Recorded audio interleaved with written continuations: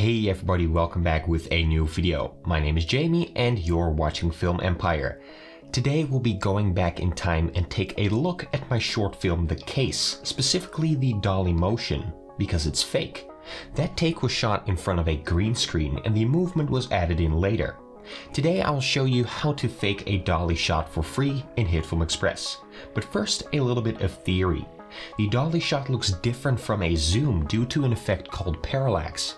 If you move your head from side to side, objects closer to you seem to move faster than objects further away. You can see this when you look out of a car window while driving. The guardrail seems to fly by while objects near the horizon barely move at all. This difference in movement is what we'll be exploiting in this effect. I shot this clip in front of a green screen.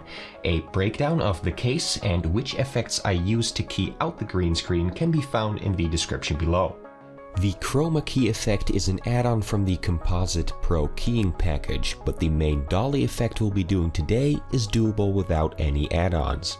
Since my original project was done in HitFilm Pro, I'll be showing it there. I'll start by making a new project and importing my clip as well as the background image I'm going to use. I'll also create a new composite shot in which I can work. Now I add in the clip and the background below it. Then I can key out the green screen and add a bunch of other effects to create the basis of this shot.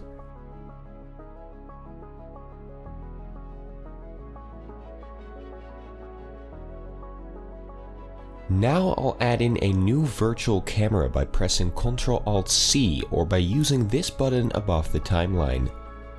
This will create a 3D environment in which we can work. HitFilm will use this camera to see through, and by manipulating the properties of this camera, you can create endless camera movements. HitFilm doesn't recognize these layers as 3D yet, which is why we'll need to turn them into 3D layers by pressing this icon right of the layer names. To make editing in 3D space easier, I set the amount of views to 2 and choose top view for the second one. Now it's time to set up the scene, starting with the main shot. I'll move it forward and backwards to see where I want it to be. Now I'll move the background a whole lot further back, as that will be needed for the effect to work. The only problem is that it is way too small now, so I'll increase the scale until it fits the frame.